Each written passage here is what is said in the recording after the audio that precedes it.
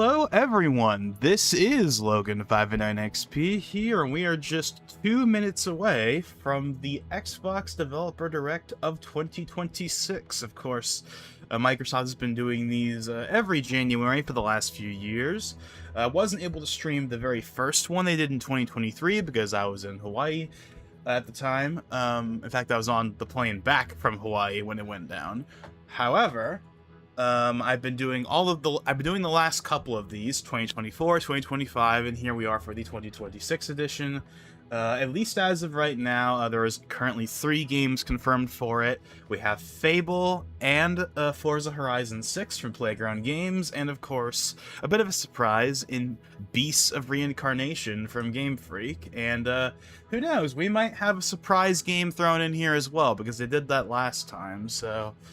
yeah, so that's really all I have to say. So it's starting here any minute now. I don't really have any predictions per se, because unlike, regular directs or state of plays or whatever, there isn't really much to predict because they tell you what's going to be in it from the get-go. Like, this isn't like most directs where, like, there's, 30 different things in it. In these developer directs, it's really only a couple of games that get focused on.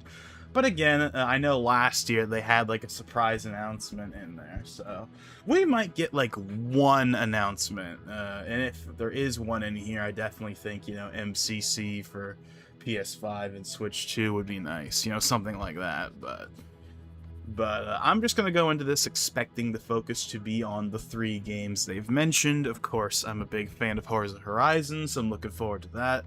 And of course, getting to see Beasts of Reincarnation, which is basically Game Freak's first ever AAA game, will be kind of neat.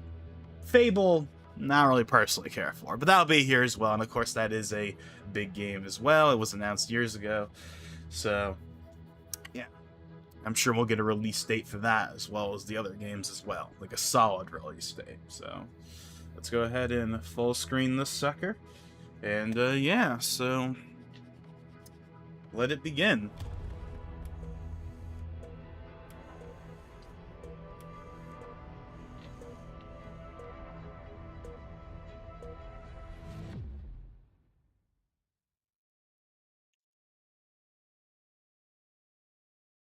"25 years of Xbox."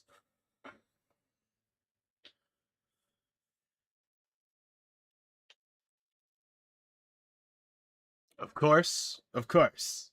This is an Xbox presentation. That's how it always works these days. We already knew that for Beasts of Reincarnation, which of course is the only third-party game in this presentation, at least that we know of. But we already knew it was going to be on Game Pass, but just wanted to remind us.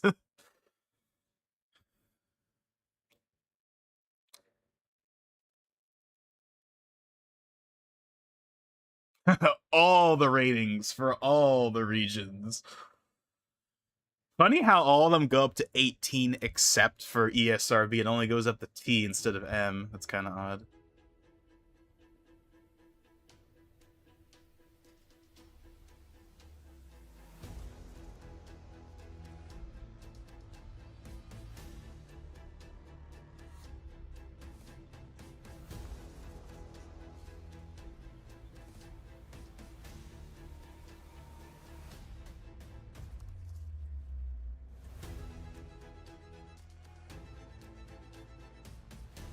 It's going to be kind of cool because we're going to get to see Game Freak's office. That's going to be kind of neat. I wonder if they're going to have any Pokemon plushies in the background. Probably not. That'd be kind of neat. I mean, I'm sure the team that's working on Beasts of Reincarnation is not the Pokemon team, or like any of the Pokemon teams. It's probably a brand new one. But still. Okay, let's go ahead and turn off the captions.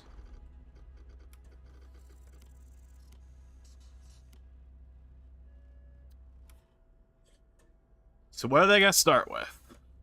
Okay, I'm happy with that. Starting with really the main reason why I'm here, more than anything, is Forza Horizon 6. Set in Japan, like we all been waiting for. Welcome to this world-first look at Forza Horizon 6. Hey, you see all those Series S's in the background? I'm pretty sure those are all Series S's, like different custom designs or something. And I'm Don Arceta, art director for Forza Horizon.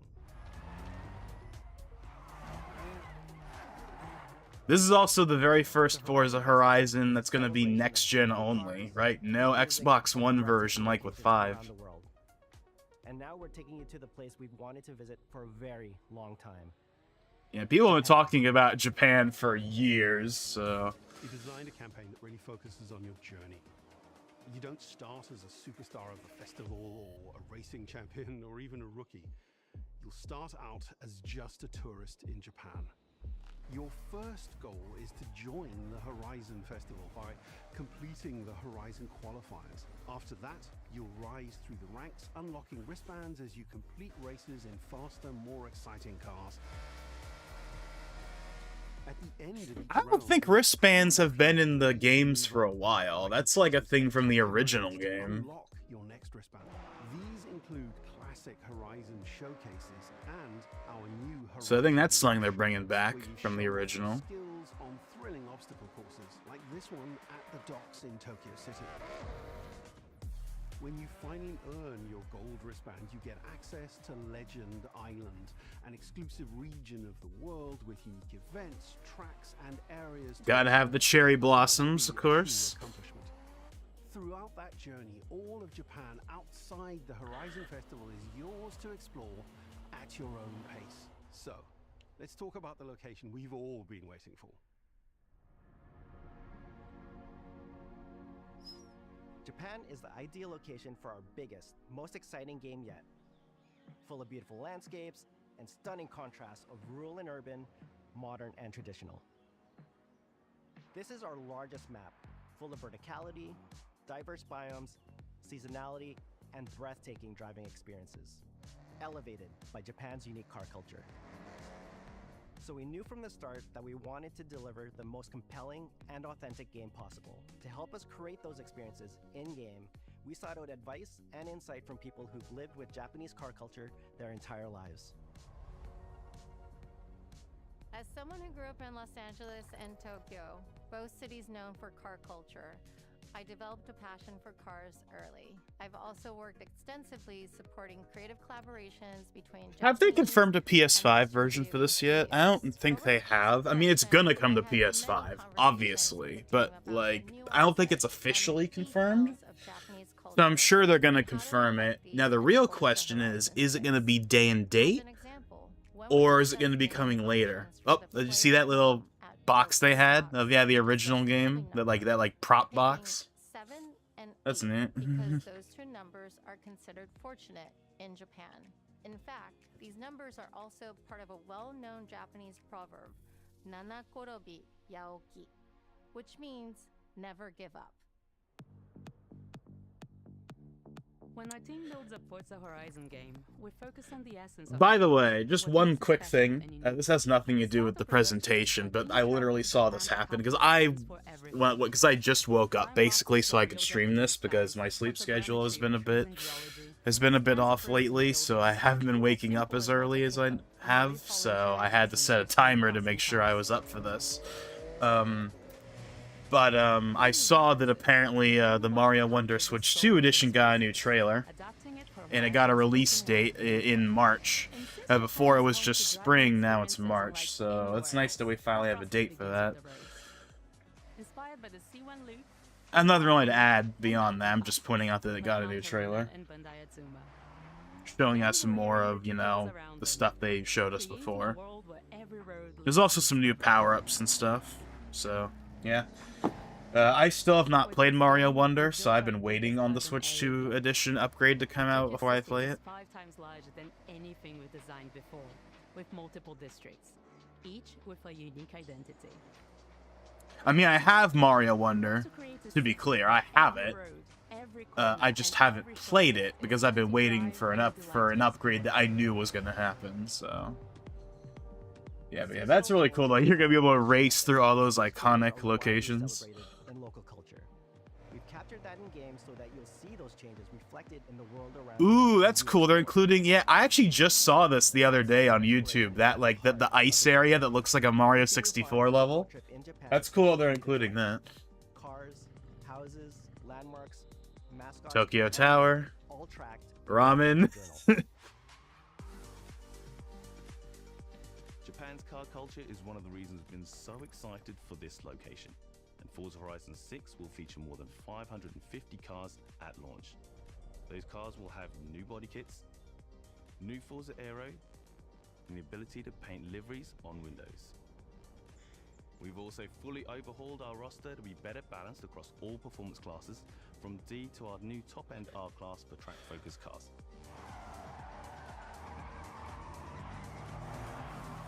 We've improved how each car is affected by the world. For example, with new cosmetic tyre wear, so each car responds authentically as you rack up the miles on those iconic Japanese roads. With more cars on day one than ever before, we've also created new ways to expand your car collection as you explore. Parked on driveways around the world, you'll encounter our new aftermarket cars. They're always bargains and include some extremely rare and unique cars to show off in your garage. We're not just bringing classic JDM to life, but also showcasing some of the newest, most exciting cars in the world. And Forza Horizon 6 cover car is one of them. The GR GT is a race-derived road car that combines motorsport performance with road-going excellence. And our game is the ideal place to experience the most modern iteration of Kazoo Racing's relentless pursuit of Japanese engineering perfection. Our cars sound better than ever, with greater detail and remastered audio, all brought to life by new acoustic modeling technology, simulating the soundscape of the world.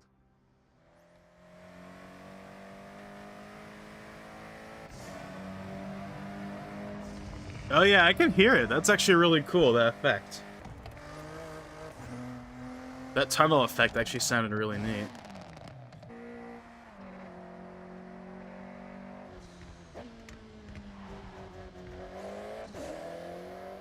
Music is a huge part of the Horizon Festival, and we're curating a diverse Is it though? around the world, including I mean, exclusive I don't really listen music to shows, it, so the perfect soundtrack, whether racing, that's just me. cruising, or drifting. And to complement the visual contrast of our map, we've captured extensive field recordings. But to be fair, across whenever I all play seasons Forza of the Horizon, I'm world, always creating a just rich, like listening to truly YouTube authentic videos world when I for you to play it, so experience. I'm not really listening to the music most of the time. In Forza Horizon 6, you'll have new ways to shape that world with features that let you make a life for yourself in Japan. Our new customizable garages are the perfect place to do that. You'll find one of these at every player house, big enough for multiple cars, where you can freely decorate the entire space. And when you're done, you can invite your friends over to see what you So, I think this game is still using MSAA, just based on the footage they've shown so far. Assuming that the footage we're seeing is Series X footage, it's still using MSAA. Unlike Forza Horizon, unlike the recent Forza Motorsport, which used like a TAA variant. And I don't think it even had MSAA as an option. Whereas Forza Horizon 5 used MSAA, but they added an experimental TAA option later on, but only on PC. But I think this game is still using MSAA as its default. I think. Again, assuming that all the footage we're seeing so far is Series X footage, it looks like it is still MSAA, I think. Which, if it is great, because I definitely would like them to stick with MSAA, because it's just sharper. Yes, MSAA has its downsides versus TAA, and I don't mind TAA when it's done well, but I was not a fan of the implementation in Forza Horizon 5, at the very least. I know that was an early version of it, but I don't know. As long as the game looks fine on consoles, I'm not really too worried about it, but I would like them to keep MSAA on the consoles, at the very least. And keep it as an option on PC, of course. Just don't completely get rid of it in favor of TAA.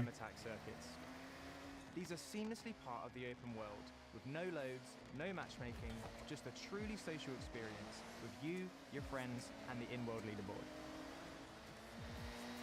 Playing together is easier and more rewarding than ever. Forza fans are incredibly creative, making everything from liveries to race events and scenic locations to explore.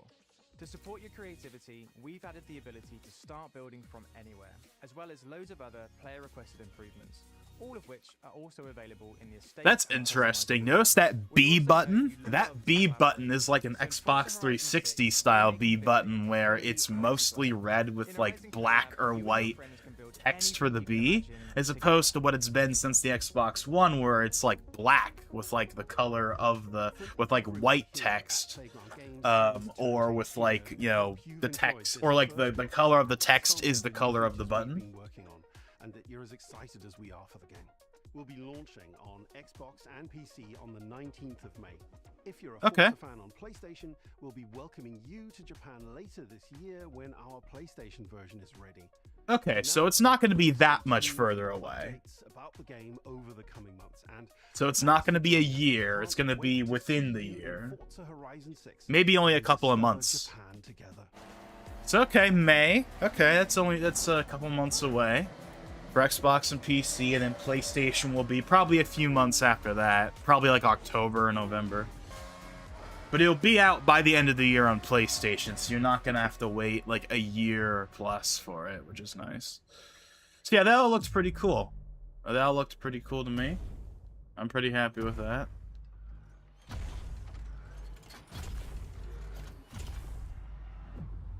Okay, you're gonna race against like a giant transformer looking thing, or Gundam would be a more accurate term. But yeah. Alrighty then, there's Forza Horizon 6, May 19th. And now we're jumping into the second reason I'm here, which is, of course, Game Freak.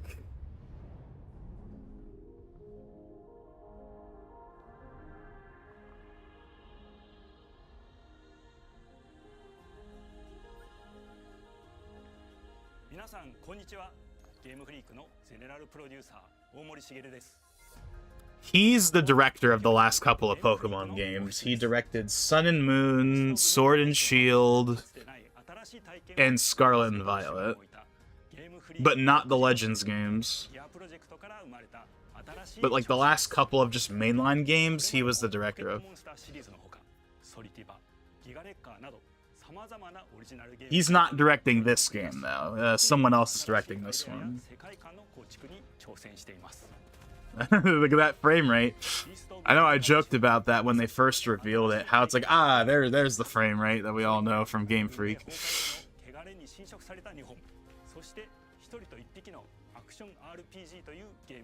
One person, one dog action RPG.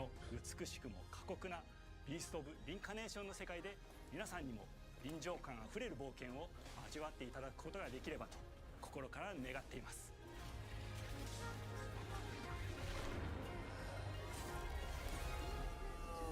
これまではポケットモンスターシリーズでバトルプランナーやサウンドマネージャーを務めてきました。Yeah, so this is the director. And like he just said, he worked on like battling the battle system and stuff in Pokemon before. I will say the frame rate thing is kind of distracting. I didn't think it would be that frequent, but I also don't know what I was really expecting. Okay,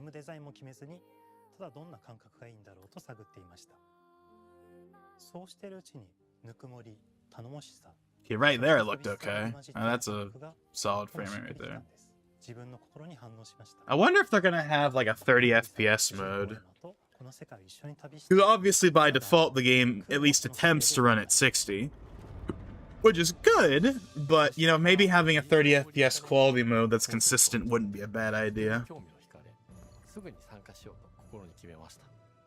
Obviously on PC that won't matter as much, but we'll also have to see how it runs on PC. I mean, I know that game optimization on PC is not exactly a strong point these days in general, but I mean, also considering this is Game Freak, you know.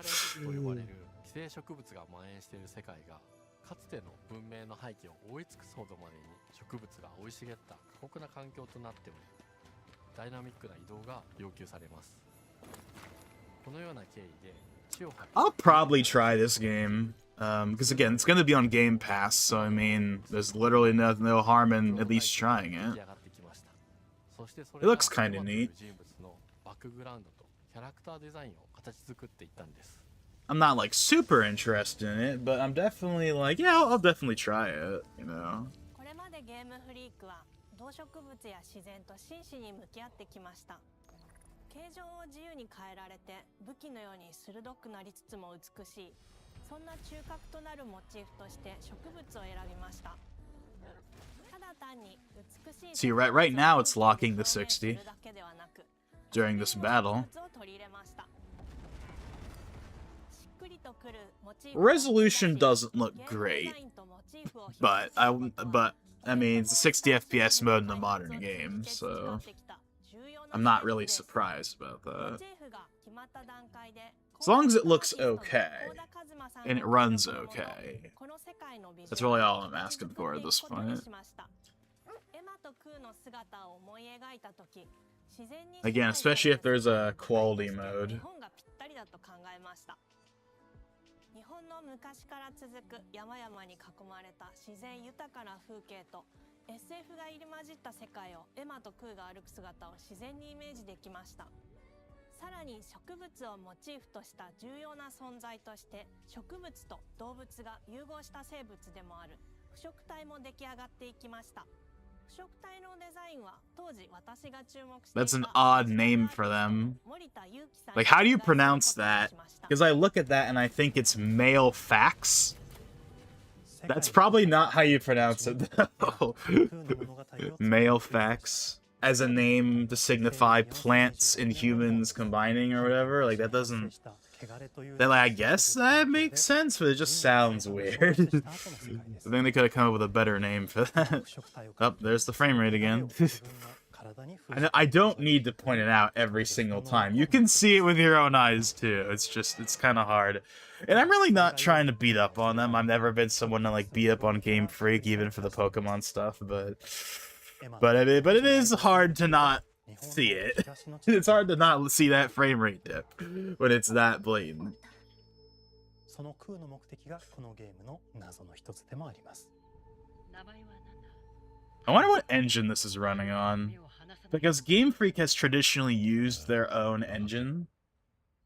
Like, all the recent Pokemon games use are like a Game Freak custom engine. My guess is that this game is probably Unreal, though.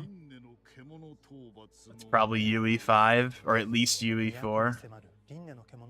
I don't see any signs that necessarily scream it's Unreal Engine, but it's probably Unreal Engine just because Unreal Engine is like the default for these kinds of games these days. And I mean, Unreal Engine 5 isn't exactly known for having the greatest performance. So, it might not entirely be Game Freak's fault, to be fair, on the performance side. Assuming this is Unreal Engine 5, which, again, my assumption is that it is. その巨体で世界を蹂躙していきました。腐植体の中でもひときわ大きい主と呼ばれる存在は植物を操り自身の支配地域に汚れの森を呼び出します。汚れの森に入ると周囲の環境がガラッと変わります。手強い腐植体が襲いかかり、プレイヤーの行く手を阻むのです。Yeah, I wonder how you're supposed to pronounce that. There's no way it's male fax. It's probably like... There's probably a better way to pronounce it that sounds more natural. 機械の体に転送した姿です。2000年の間に凄まじい戦闘技術を身につけましたが、一方で魂は劣化してしまっていて。Did you see that computer? That like beige computer with like the red stripes? Was that supposed to be someone's like sleeper PC or whatever? Trying to disguise it as being worse than it actually is?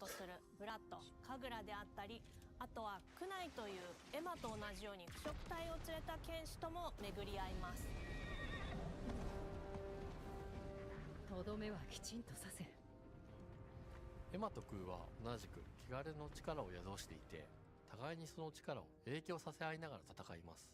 例えばエマが敵の動きを見極め攻撃を受け流すと空に力がたまり開花技という I like that Microsoft like knew kind of the order in which to show these games. They were like, okay, Forza Horizon 6 is obviously going to be like the fan favorite, so let's show that one first. Then we'll show Beasts of Reincarnation because it's Game Freaks. People are going to be interested in that. And then the last game we'll show is Fable because that's the one that people care about the least. No knock against Fable, but you know that of the three, I think it's safe to say that's the one people are the least interested in. ターンベースの RPG コマンドのように考えることになります。スキルを磨くほどにエマとクーの連携は研ぎ澄まされていきます。互いに補い合う関係で2人は常につながっているんです。エマとクーにはそれぞれスキルツリーがあり、エマが行動すればクーに影響を与え、クーが行動すればエマに影響が与えられるようにしました。またエマとクーの親密度が上昇するにつれて装備できるスキルも多くなります。様々なスキルを組み合わせることで独自のプレイスタイルを作っていくことができるんです。さらにエマとクーを結びつける霊秘石やエマが受け流しを行った際に発動する刀の効果を重ねていくことなどでより奥深い戦闘が That's kind of interesting. So, did you notice the character portrait in the menu was like you could see like the aliasing? Like is TAA like disabled? When or is it just like SMAA or something? Because the regular game almost assuredly uses like TAA or some equivalent, but it's like turned off when you're in like the menu. Not that that's a problem or anything. It's just odd, is all.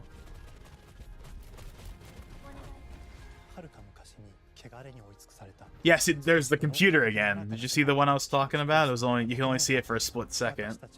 It was like the beige PC with a handle on top, and it had red stripes on the side.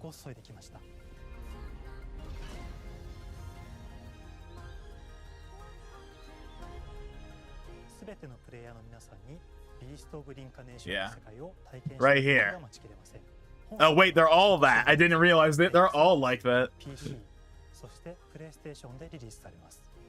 さらにビースト・オブ・リンカネーションは発売初日から Xbox ゲームパスでプレイ可能。 I wonder if this will come to Switch too at some point. Maybe if it does well. Or at least does well enough, maybe it will.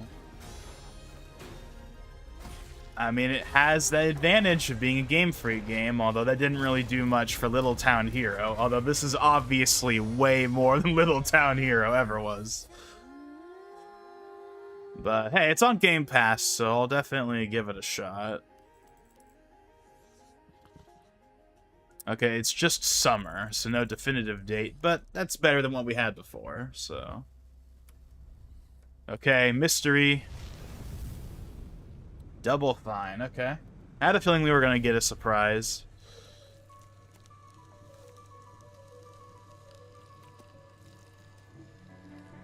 Yeah, I was going to say, what's his name again? Like Tim Schafer or whatever?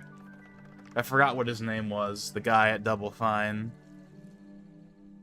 Oh, hello, I'm Tim Schafer, founder and yeah, Tim Schafer. Double Fine Productions. That was This right. is Elsbeth Larkin, senior tools programmer and junior in-house ceramicist. At Double Fine, we try to take a little time every so often and create quick game prototypes. Yeah, they haven't done a new game since, I think, Psychonauts 2. So, it's been a while for them. And we do this for 2 weeks. That's a fortnight. And we build a few of these experimental game prototypes. We call They said the word. We've had all sorts of great ideas come I out said of the this word. It's just like this clay. It is weird, though, hearing the word Fortnite being used for its original meaning, which is, like, less than a week or whatever. Was it like... No. Fortnite is, 13 days. Which is, like, almost 2 weeks, but not quite.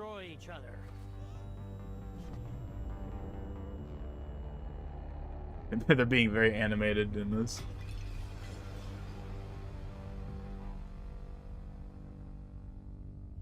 Don't worry, it's easy to make a new pot if you're playing Kiln, our online multiplayer pottery party brawler.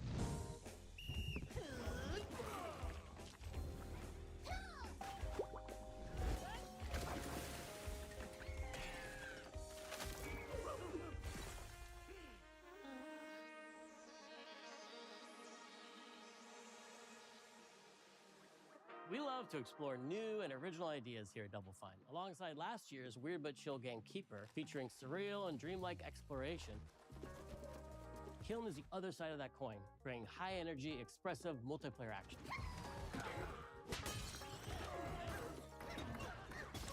You'll get a chance today to see how we're continuing to foster our spirit of creativity with this next game. Derek Brand spearheaded this pitch and is here today to talk about... Oh yeah, by the way, yesterday a new update for Mario Kart came out.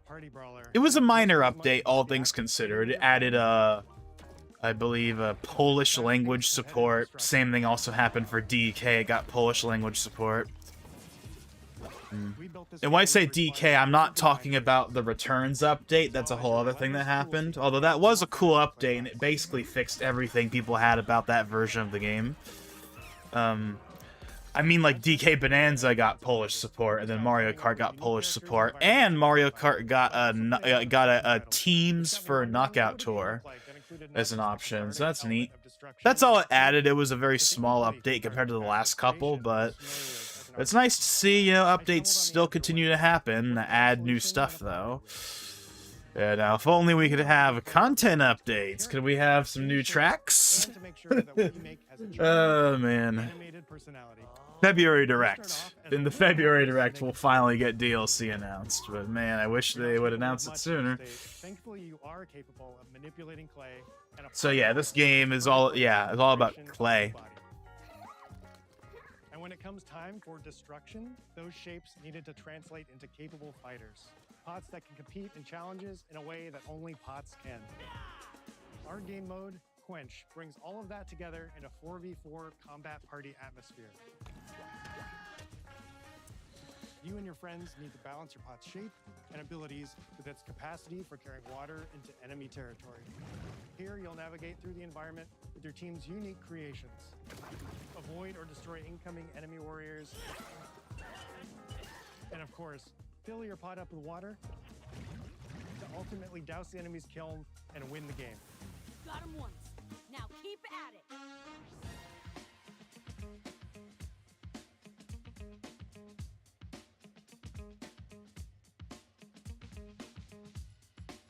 Got all their awards. With Kiln, we wanted to give players what we know they've always wanted from Double Fine.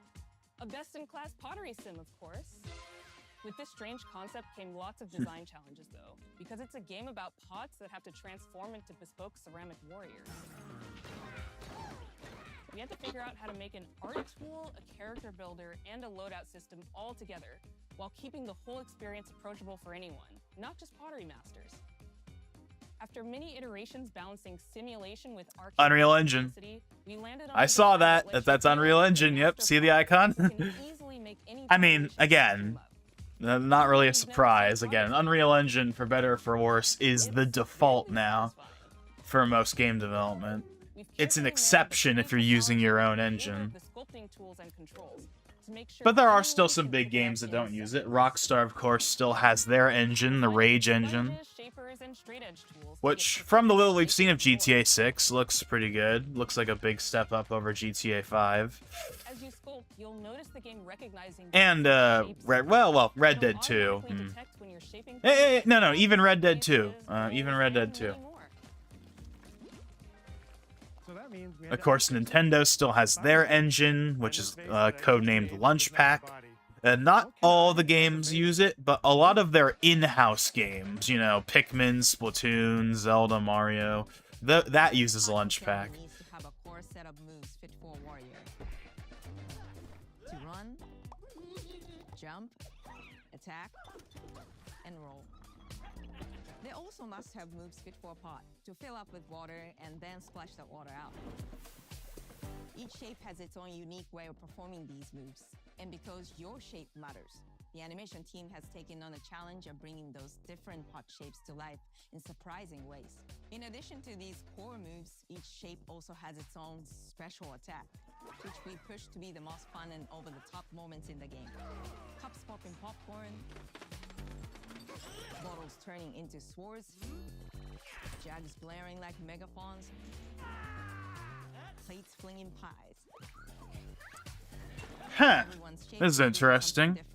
This is completely unrelated to anything, but I just opened up the Eero app. because we use Eero routers. And I just noticed it's been updated now so that it says that my internet is from Frontier of Verizon Company. So I guess that merger ended up going through. I mean, I remember hearing about it because we switched to Frontier after being on Spectrum for a few years.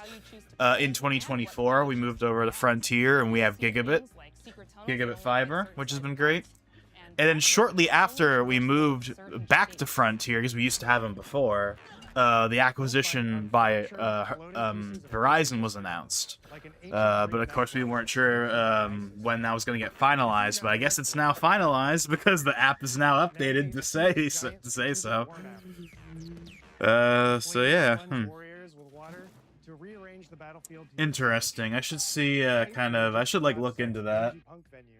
With a mosh pit where only one pot can emerge unbroken. What's kind of funny about the Frontier being bought up by Verizon is that all of the fiber lines are in here in Southern California were Verizon Fios lines years ago before Frontier bought them and essentially rebranded the service under their name. So essentially they're just buying back the lines that they sold to them like 10 years ago, which is kind of funny. Or a unique combination you've discovered that balances power and splashability. If you're skilled enough, Again, that has nothing to do with any of this right now. I'm just bringing it up because I just saw it. that does tons of damage and makes the kiln vulnerable to further attacks, letting you and your team dunk on the enemy kiln to either win big or turn the tide and make a comeback. And that is how it's done. At the end of a round, the cycle of creation and destruction loops around again, and now you're Okay, so this apparently happened 2 days ago. I'm seeing an article on the official Verizon site that's, introducing Frontier Verizon Company. This is from 2 days ago on the 20th, so this just happened. It just got finalized like the other day, which is why I'm only now seeing the update in the Eero app. Our decoration system was designed to support your creativity. As we did with the design of the sculpting process, we looked to the Pottery Studio for inspiration. Oh, apparently on the 15th is when all of the regulatory approvals were finalized. Apparently. Every design choice See, it just happened recently. the goal of enabling a So, near infinite range of possibilities. yeah, I mean, hopefully the acquisition doesn't backfire on us. I mean, we have Verizon for our mobile. Like, all of our phones are on Verizon, so it's not like we don't already use Verizon anyway, but obviously, hopefully the prices don't go out of whack because of the acquisition, but we'll see. Although there might be a guarantee, because I know when Time Warner Cable got bought by Charter and got renamed into Spectrum, there was like something that was like, oh yeah, you're not allowed to like do data caps or whatever. You're not allowed to do this and that for like up to 5 years or something. So maybe there's something like that. Granted, Spectrum doesn't do data caps even nowadays. And Frontier doesn't do that either. You know, data caps are really something that you only see with like AT&T and, you know, Comcast. But for like, thankfully, none of the providers that are around here, they don't do data caps, thankfully, because data caps are super stupid, obviously.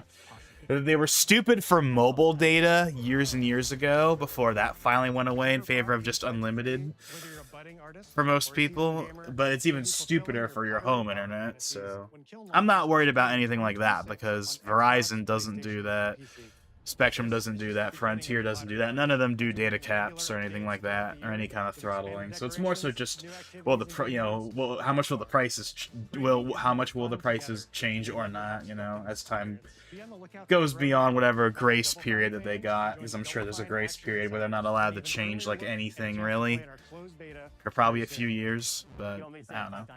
That's mean. Okay, this game is called Kiln, an online multiplayer party.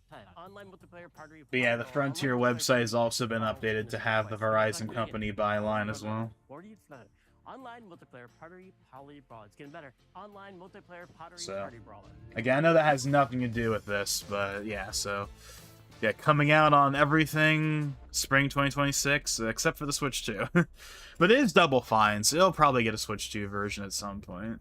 Their games are Yeah, the kind of games they make are would be popular with that audience, although it is an online game.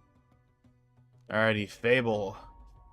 Hi, welcome to Playground Games, where I'm thrilled to share our very first deep dive into a game we've been making here for a really, really long time. This game was first announced in 2021, I want to say. Maybe? No. I think it's 2020. I think this was in, like, the big Series X event in July 2020.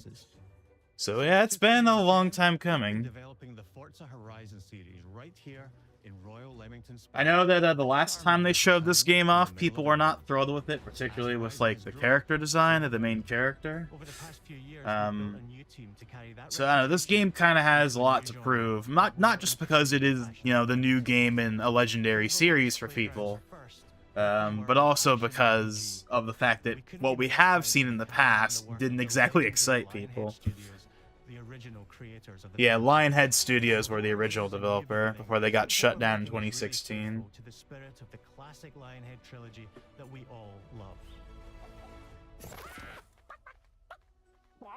At the heart of our game is a simple recurring question. What does it mean to you to be a hero? I just realized something. The subtitles are on again. I thought I turned the subtitles off at the beginning. And they got, like, turned back on. Humor, moral dilemmas, and quite a few chickens. All of this combines in a fairy tale which could only be Fable. In classic Fable fashion, you begin the game as a child, growing up in the sleepy rural village of Briar Hill. It's here that in a moment of extreme danger... So notice how the gameplay is 30 FPS. I'm not complaining or anything, I'm just pointing it out. They'll probably be a performance mode, but it looks like the default is going to be 30.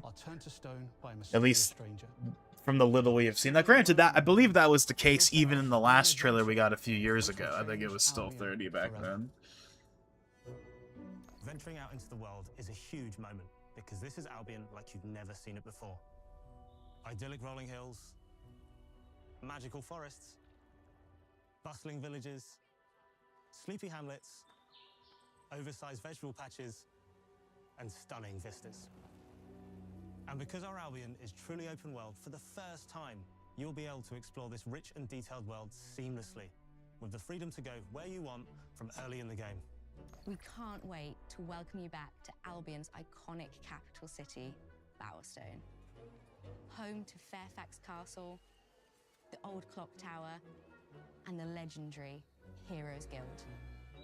It's a huge city, full of contrasts. Rich and poor, nobles and commoners, royalty, and plenty of time here during the game, as you discover the secrets of the Heroes Guild and its reclusive guildmaster, Humphrey the Golden. In the north of Albion, you'll find mountains, craggy coastlines, spooky marshes, and the bleak, windswept city of Bloodstone. Here, you'll meet the leaders of two rival gangs, vying for power, and uncover the secrets of the sinister but extremely well-organized Cult of Shadows. Our Albion is beautiful, handcrafted, and richly detailed. In Albion, heroes are different. The frame rate's kind of choppy right there. That was not 30. That was definitely less than 30. can harness and use magic in the world around them. That's kind of odd, actually, to see it dip below 30 like that. In our game, we want you to play as the hero you want to be. And that starts with being able to choose how your hero character looks. So, in Fable, you'll be able to pick from a range of different character heads and customize your clothing, hair, skin tone, tattoos, and scars, so the hero you play represents you. Yeah, so what a surprise. You can basically, yeah, it's got, you know, all the character creation stuff you'd expect. So, I mean, hey, you don't like the default character design? Well, no big deal. You can make the character look better. Seamlessly blending melee and ranged weapons with magical abilities gives us style-weaving combat. That should make that essentially not matter too much. Because obviously you can tell that like the default character design has not changed since the last time they showed it. If people didn't like it back then, I doubt it's really changed now, so if you don't like that design, then you can just change it into a design that you like better. So, you know, it'll all work out, I'd say. And deal with troublesome flying enemies. And of course, you'll be able to unleash your powerful spells to both manipulate and devastate your opponents. We're excited to be bringing back some fan-favorite adversaries for you to fight. In the article, by the way, talking about Verizon and like finishing their acquisition of Frontier, there's a little like graphic they have talking about, you know, all the benefits of, you know, being together. And they mention immediate and seamless integration of Frontier's consumer fiber network into the Fios network. To which I say, yeah, that's because it was the Fios network that you sold. So of course it's seamless. In fact, when we went back to Frontier after being with Spectrum for a while in 2024, we still had an old Verizon Fios thing with the old classic Verizon logo that was like all, you know, beige and white, and like that was all beige, you know, sitting in our thing with like a old Fios fiber line just sitting in there. So they reused that for when they set up our Frontier service. So we are literally using a Verizon Fios line already to get our Frontier service, which is just funny. So yeah, it's like, of course it's all seamless. It's because it's your network that you built up, and then you sold the Frontier like a decade ago. Romancing a villager, getting married, having kids. Fancy a date? Perfect. You can get to know me better. Buying another house. So again, I'm noticing like the frame rate. The frame rate is, I still see the frame rate dips. Marrying a bunch more people. Okay, it's not right there. That's 30. That's not lower. But the fact that I'm seeing the frame rate dips is kind of, because it's not like with Game Freak, where like, okay, Game Freak and frame rate dips, I expect that from them because it's Game Freak. But like this is Playground. Like they're pretty good when it comes to performance. The Forza Horizon games all run great, whether it's the 30 or 60 FPS mode. Each of them has a name, a role, a daily routine, and their own personality. You could follow any one of them for a day and just watch them live their life. They'll get up, go to work, spend some leisure time on hobbies, then go home to bed. So, I mean, I definitely hope the performance improves, because, I mean, this is Playground. They're like, Playground is in some ways, like, the best studio at Xbox. They're kind of like the Insomniac of Microsoft, where they just put out consistently good, high-quality games that run well. You know, and it'd be a shame to see that reputation shaken by this game. All right. Oh, it's you. You're awful. Now we do know that now this game does use the Forza Horizon engine, to be more specifically Forza Tech, so it's not Unreal. I said earlier, I was talking earlier about how, oh, you know, Unreal is like the standard. Well, this is one of the few games that doesn't use Unreal. It's using the Forza Horizon engine. But again, the Forza Horizon games run pretty well. And as we saw earlier, Forza Horizon 6 runs well. I mean, obviously this is a different kind of game than Forza Horizon, but still. The fact that, like, the game is dipping below 30 FPS this often is kind of worrying me. No two people see things exactly the same. It'll probably be fine in the end, but it does worry me a little.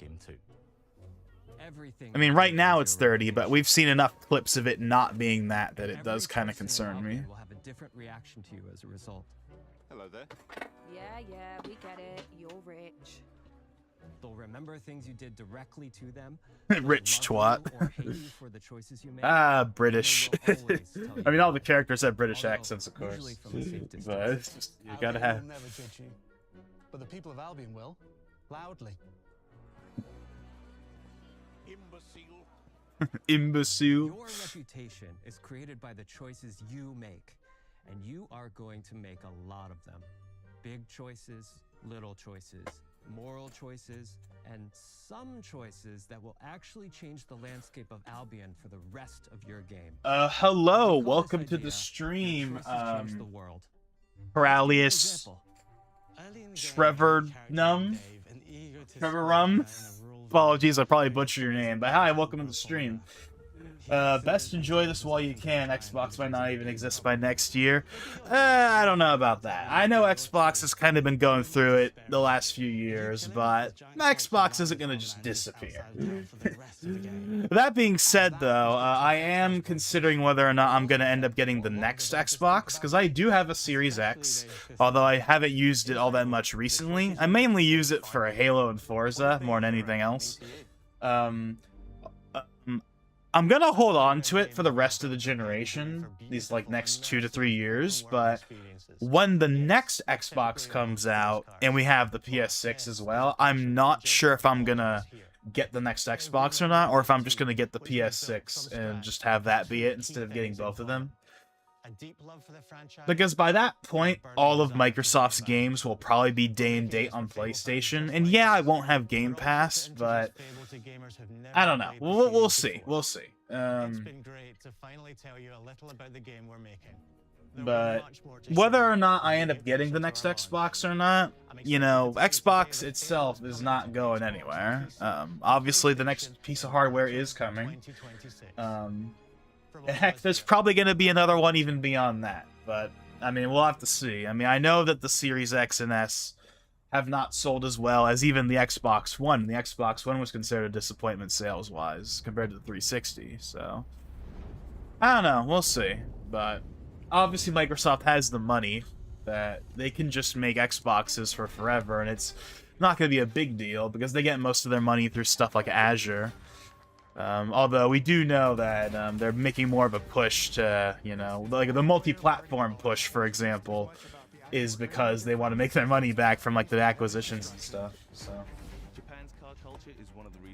but anyways, so yeah, Forza Horizon looks great. The new the Game Freak game looks neat. Fable is not a game I personally care about, but I mean, you know, that's coming out, and then we have that Double Fine game, so. Alrighty then. Oh, I didn't even realize they put a release date. So yeah, autumn. Not a solid number, but to be fair, the only game with a solid number is Forza Horizon. Forza Horizon is May on Xbox and PC, and then the PlayStation version will be later on this year, but there is no official date for PlayStation other than just later this year.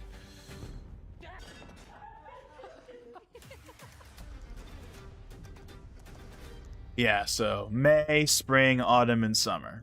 Alrighty then. So, that's that then. So yeah, looking forward to Horizon. I'm a big Horizon fan, so I'm obviously going to be playing that the millisecond it's out, thanks to Game Pass. Beast of Reincarnation, I will probably try. I don't know if I'm going to play through the whole thing, but it looks interesting, and it's Game Freak's first, like, real AAA game, so I definitely want to try it. Fable and that other game, the one from Double Fine, I'm probably not going to bother with at all, but hey, it's nice to have more games. What did they have last year? What did Microsoft have last year? They had South of Midnight, they had... Why am I struggling to think? Okay, they had Doom. If you want to count Doom. I know Doom is Bethesda, but they own Bethesda, so it technically counts. So they had Doom. Obviously, Call of Duty.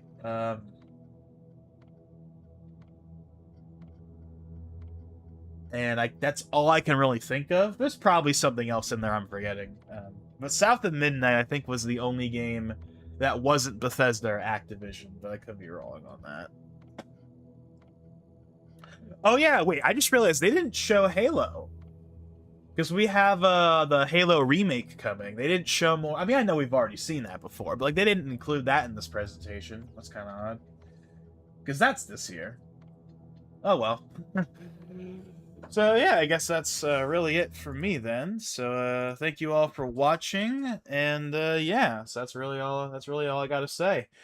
So, what is next? Well, of course, next up is going to be a part 4 of the Galaxy 2 streams, where we finally start the Green Stars. That'll be happening sometime in the next week. I said at the end of the last Galaxy 2 stream that I definitely wanted to do one before the end of the month. We're not gonna wait a whole month to do it again like last time.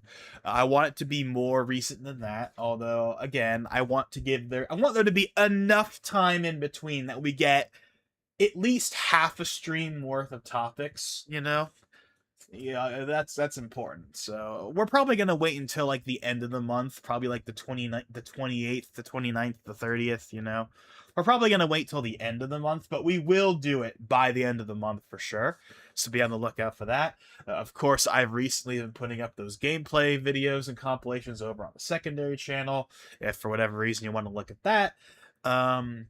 Yeah, that's really about it for right now, at least. There are some things that I am working on that will hopefully be a thing in the near future, but this is me we're talking about, so we'll see. But there are some things I am working on that hopefully will see the light of day, but we'll see. But as for stuff that's for sure, Galaxy 2 streams continuing, of course.